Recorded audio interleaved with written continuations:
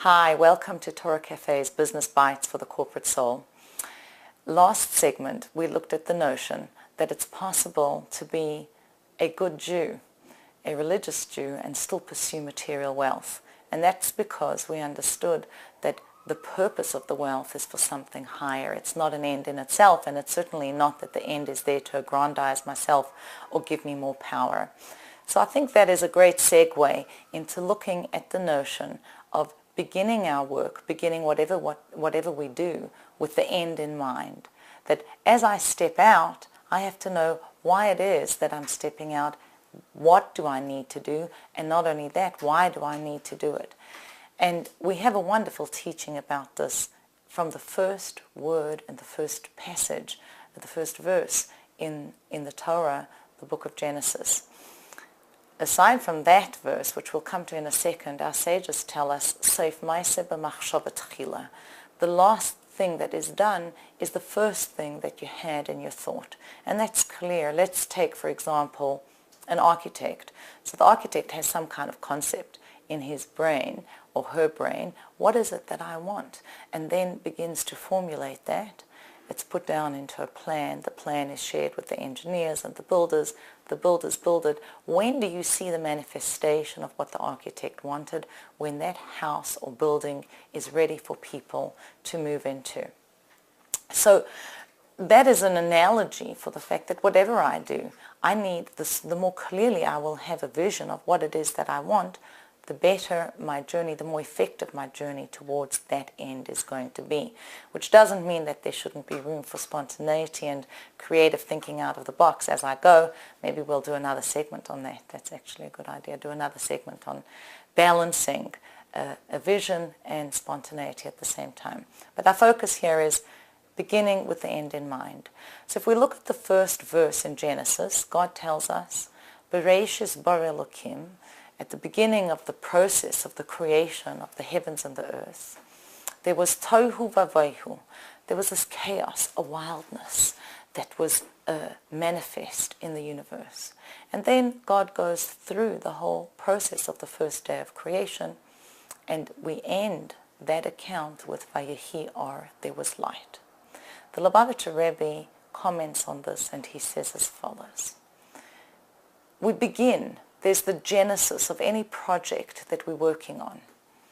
But at the outset, we have to know there is tohu vavohu, there's chaos, there's disorder.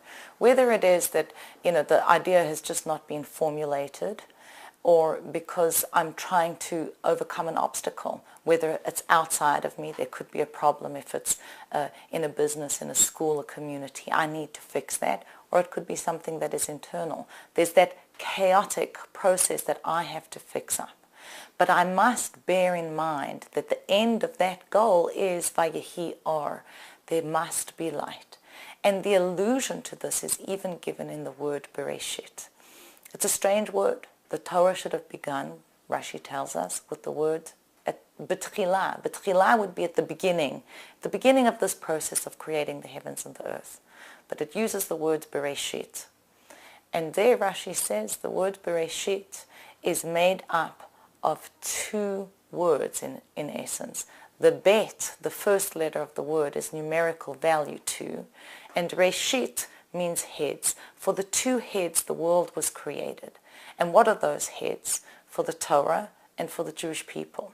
This doesn't mean I'm going to sit at the head of the world and just order people to do whatever I want. No, I am in the world.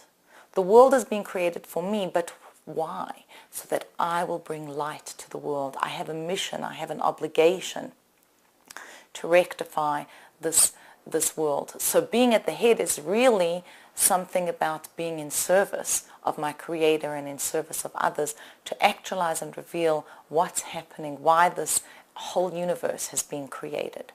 So if we look at that process, it means there is a seminal idea of purpose, Bereshit. Once I have that, if I can hold on to that notion, then I can enter into the place of the chaos, the disorder, the challenge, my storyboard. How am I putting things together? How am I going to work with the employees or getting, streamlining production? I can deal with that disorder And that will lead me to the Yehi, or the outcome, the product that I want, and the product that is being made, produced, and serving others in a way that is full of light and luminosity. This is looking at the first verse, but we can look even at the first letter of the Torah to have this notion of what it means to begin with the end in mind, how powerful that concept is. The first letter of the Torah is a bet. There's a line across, down, and one at the bottom. And the letter bet is spelled like Byte. It means house. God created this world because he wants a house, a dwelling place for his being in this lowest world. And yet, the Midrash tells us, he created it with one side open. This side, which according to our sages is the northern side, east is up, and north is here on the left. That northern side is open. So the Midrash says, why did God create the world with one side open? Because lest a person should come along and say, I am God, we would tell that person, well, you fix up the northern side. You get it together and make the world perfect. Only God ultimately can perfect the world. However, we as individuals, each one of us has an obligation to participate in that process. We're not here as robots. God gives us work to do. Whether it's spiritual work or physical work, it's all part of the same thing. I am working in order to be able to complete that house, to close the northern side. Not as an individual in an arrogant way. I do my part, you do your part, she, he. Each one does their part. And together we partner with our Creator and bring completion to the world. And actually that last letter, that box, is the Hebrew letter Mem, an M sound that comes at the end of a word. It's the letter that symbolizes redemption because it's the completion of our effort. So the point is, as we embark on an endeavor, before we even begin to sketch our plans, before we go into a meeting, I have to know, why is it that I'm going into this meeting? What needs to be accomplished? And once I know what needs to be accomplished, or let's say the what needs to be accomplished comes out of something that is even deeper, which is, why do I want to accomplish it? Let's take this line of reasoning. I go to work. Why? Because I want to earn a living. Why do I want to earn a living? Because I want to support my life, my existence. But why do I want to support my existence? Because I want to stay alive. I need to eat. I need to drink, have food and shelter, clothing.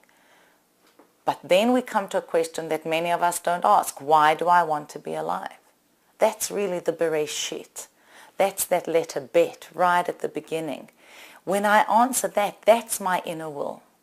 You see, as long as I can give a because to something, that's not my inner will. When I come to the place of because that's just the way it is, then that's the true reason that I need to touch on, that will energize and direct everything that I do retroactively. So why do I want to be alive? Because I want to serve my Creator. And why do I want to serve my Creator? Because that's the way He's made me. And why did He make me that way? Because He wants me to make this world a dwelling place for Him. And why did He want that? I don't know. That's what God wants. When I touch on this fact of Yehi Or and Bereshit, the two heads, my impetus, and it's all about bringing light, everything in the middle, all of that chaos is something that is elevated. It happens in a way that is like dominoes. Of course I have to knock something down, I have to make my effort, but it keeps on moving in an organic, alive kind of way.